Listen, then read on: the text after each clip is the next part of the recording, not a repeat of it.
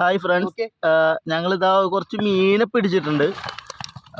നമ്മുടെ നാടൻ പിലോപ്പിയാണിത്. ഇത് നമ്മുടെ ഒരു തോട്ടിൽ നിന്ന് നമ്മൾ പിടിച്ചൊരു മീനാണ്. നമുക്കിപ്പോൾ ഇത്രയും മീനൊക്കെ ഇട്ടിട്ടുണ്ട്. അതിൽ കുറേ പാലാങ്കണ്ണിയും ഇതൊക്കെ ഉണ്ട്. നോക്ക്, ഇതുണ്ട് നാടൻ, നല്ല ഫ്രഷ് നാടൻ മീൻ. അപ്പോൾ